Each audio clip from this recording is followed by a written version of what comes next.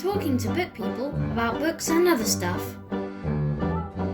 Hello and welcome to another episode of Talking to Book People about books and other stuff, in which I am going to chat with John Lanchester, author of so many great books, including Mr. Phillips, Debt to Pleasure, Capital, Wall, and indeed Whoops, this non-fiction look at the financial crisis of 2008 and beyond. And we'll talk to him a little bit about some of those books, but more especially what he's been up to in 2020, how being a writer and a reader has been during this oddest of years, and also about this, Reality and Other Stories, his first collection of short stories, a technological dystopia, or a collection of ghost stories, or both. We'll find out from him. So let me give him a call right now, and we'll see what he's got to say. So, John, thanks so much for agreeing to have a chat during these the famous odd times or strange times or whatever we're supposed to call it. And how has it been to have a book come out during 2020? How has that experience been different from every other time you've done it? Well, thanks for having me, Nick. I was going to say something thunderously obvious, which is strange. But the main thing that's strange, actually, the strangeness from the point of view of publishing a book, the strangeness kicks in quite late because you can research, write, draft, rewrite, edit, show book to person who reads it for you, send to agent and publisher, get initial responses, get rough edit, incorporate rough edit, go to copy edit, incorporate copy edit, go to proofs, look at proofs, go to second proofs, look at proofs. All of that's the same. Right. So, an extraordinarily long sequence of the process, actually in the middle of the pandemic weirdness. In terms of your working life, one of the peculiar things about being a writer is that most of it's unaffected. Yeah. And then at the moment of publication, suddenly it's very, very different. It's a different world. It's a different landscape. The book was coming out in October anyway. Yeah. For obvious reasons to do with the tone and texture of it, it's that kind of book. It's an autumn, winter book. The whole landscape was fundamentally reconfigured by everyone putting everything off as far as possible. So you had that bizarre thing of where it was Super Thursday when 843 billion books were published on one day. And we haven't got enough shelves to put them on. No, I bet you haven't. No, it's meant to be a sort of a particular book for a particular time of year with a particular tone and texture, and it's come out in this weird, convulsively different environment. I mean, I really have empathy for people whose books were out in, April, May, June, July. Publishing a book can be a bit like dropping it down a well at the best of times, but when everything was literally shut and the biggest online retailer had stopped selling books to prioritize other stuff.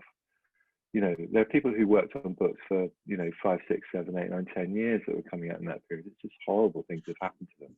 No, I think you're right. I think a lot of bookshops were very conscious of that as well, because we were, obviously had to have our doors closed, but when we were recommending books, we were trying desperately to kind of bring some attention to some of those books. And I think even again now, when we've been building our Christmas catalogue, which we've obviously been thinking about recently, not just looking at September, October books, but the whole year, because there's some that really lost oxygen from this, and obviously I guess especially with debut writers, often it's a big deal either to do events or at least to go around bookshops and sign them, and and get to feel that love from a publicist and sort of feel that something's happening. And I think a lot of that was just they just entered this twilight zone where nothing was happening. I mean, I think it's an odd thing about publishing books. Kingsley Amis had this theory that one of the reasons so many writers are alcoholics is it's displaced stage fright. But if you're in the performing profession, you have stage fright. You're about to go on, you're shit scared. Then you go on, you get the adrenaline hit, and then you come off stage going, "Well, hey!" Whereas everything is out of sight with writers and things, and you're not there when people read it. No. And it's very, very weird if you ever are in public and see someone with one of your books. I mean, it's actually strange. Yeah. I get a kind of fight or flight reaction. It's sort of just so, somehow it's not meant to, it's meant to be private. You're not meant to be there. And so the reason writers are alcoholics, his theory was that, as with this all stage fright all the time, what are you going to do? I know, I'll have another bottle of whiskey. Yeah. But so those little moments of contact are important because that's all there is, going to a shop to sign, meeting the people in the shop, doing the odd events, even if, some events are super well attended, some aren't, but just any kind of contact and engagement, it's important actually internally to know that, to sort of make it real to yourself that the publication's actually happened. Yeah. I suppose partly because of exactly this thing I was talking about, that so much of the process is, you on your own at your desk, that the bits that aren't you on your own at your desk are disproportionately important. And, the kind of erasure of those this year has been strange. Yeah.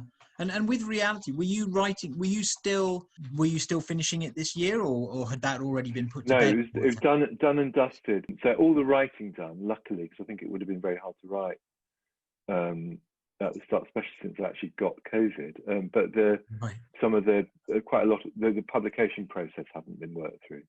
I kind of guess the reason I was asking that as well, I mean, at its heart, these are, I don't know, well, I'd love you to tell us, how you classify them, but they're kind of horror stories. They're technological. It's a technological dystopia. How has this year changed the way you feel about the way technology is affecting our lives as you kind of as you explore in the book? There's an eeriness to Zoom. Yeah. Contact, I think, non-contact contact. Yeah. You're in touch with people, then you're also not. I think there's been a trajectory to it that at the beginning we were all glad to have it because, at least you could see people who weren't in your house, you could interact with them, you could get work done and have meetings and things like that. And as time's gone on, I think we're increasingly conscious of what's missing. Yeah. So I think at the beginning there was a thing of, God, isn't it amazing we can do this? And isn't it amazing how much you can do? And I think in a way it shifted to, God, isn't it amazing how much is missing? Yeah. And this famous thing everyone remarks on is how tiring it is. Yeah.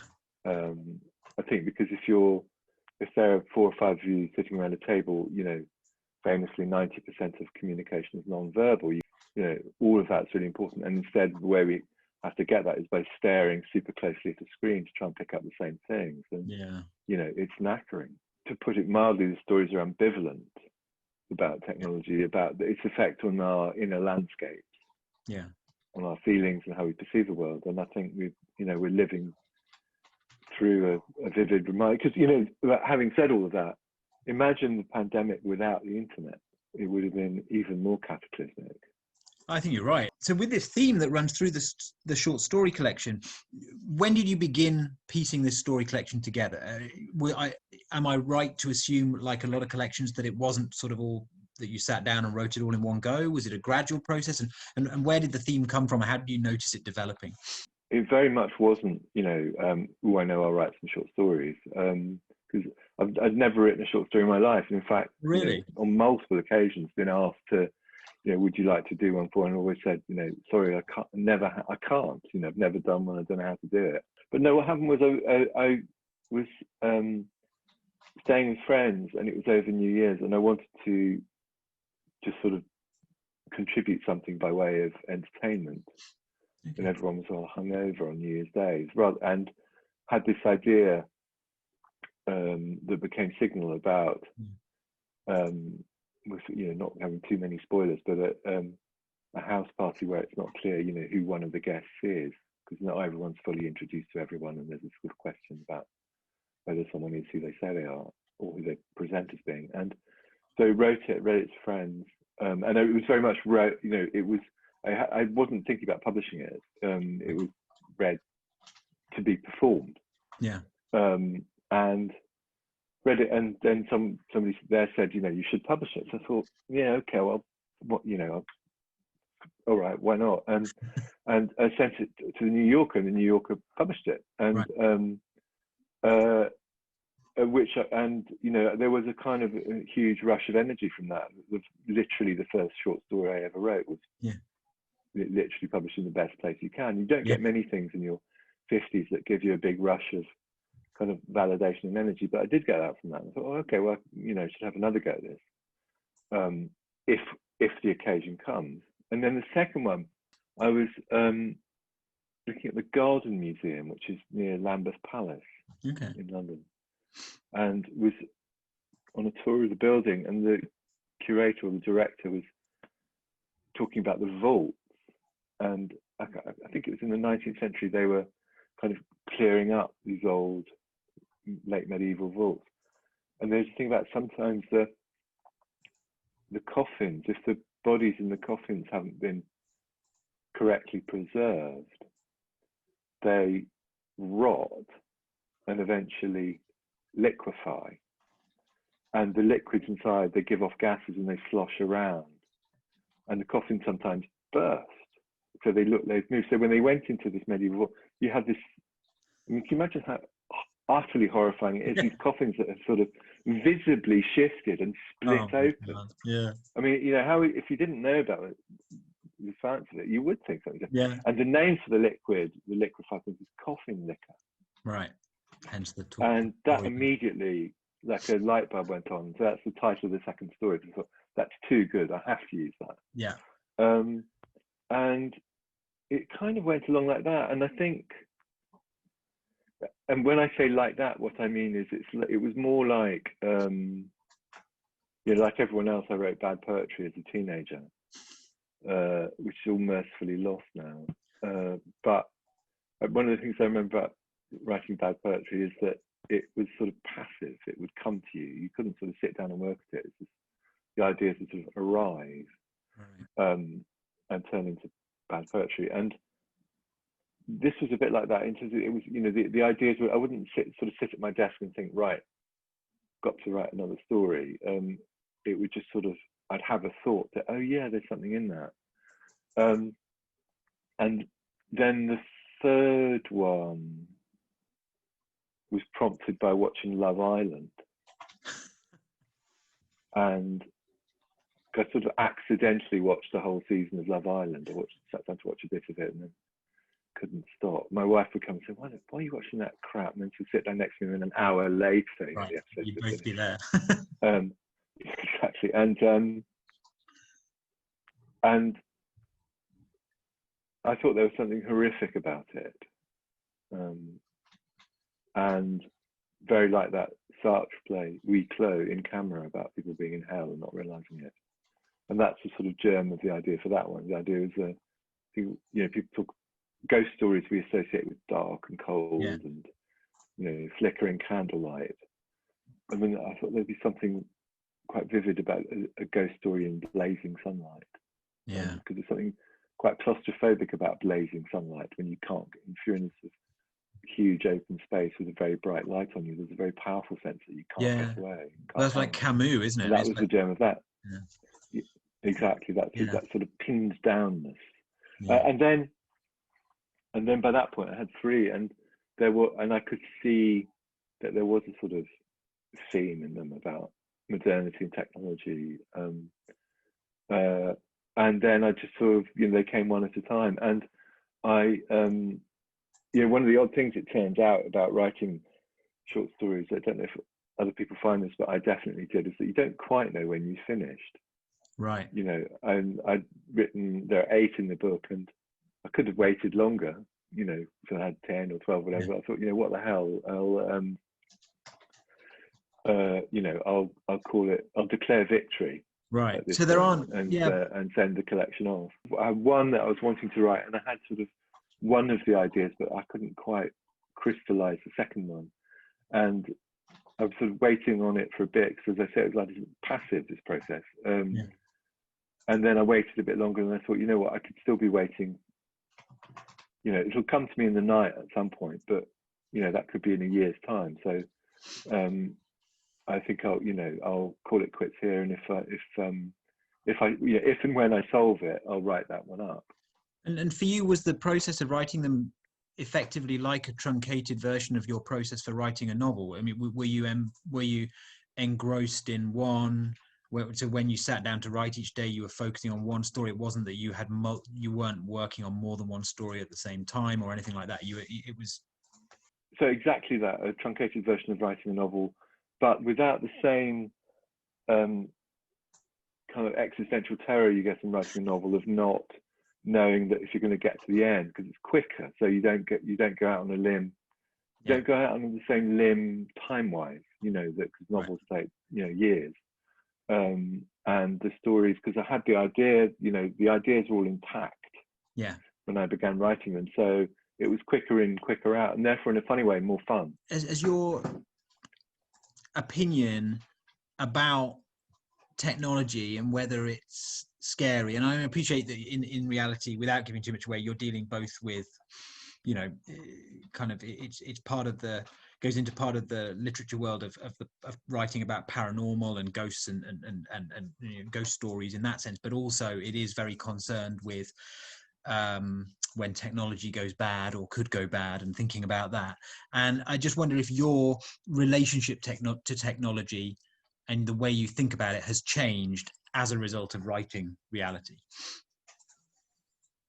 No, I don't think so. I think it came out of a thing that was sort of on my mind anyway, which was, you know, I've written quite a lot about technology in journalism, but about Google, Facebook, things like that, and have thought a fair bit about the, in a way, the external side of it, the economic side of it, the sociological side of it, the politics of it. And one way of describing this book is it's about the other stuff. You know, it's about the strangeness of these new magic devices and the uncanniness that they often have. And I mean, what I often think is that they are like pieces of magic that have sort of drifted into our contemporary world. That, you know, it's like, you know, the fact of being able to talk to anyone anywhere in the world at any time and have access to any information from anywhere in the world at any time. It is like having, you know, a magic wand out of Harry Potter. Yeah. And we've all, because they've come along and we've, in a matter of fact way, just accept it. But actually, there's something extraordinarily strange, and you know, there are things that not very long ago would have been regarded as supernatural that we now completely take for granted, and that has an odd effect on us internally. I think, you know, we don't quite know what to do with it in terms of our imagination, our attention, our sense of ourselves, even, you know. I mean, something like Instagram, you can write about the way, you know, influencers and economic impact and things like that. But I think almost the main thing about Instagram is the effect on people's sense of themselves, what their selves are for. And so I suppose that's how I would describe it, that it's about but it sort of comes out of an interest in that half of the question about technology, not the thing that's outward facing, but the thing about what it's doing to us internally. Listen, what about how have you found this year in terms of reading as a reader?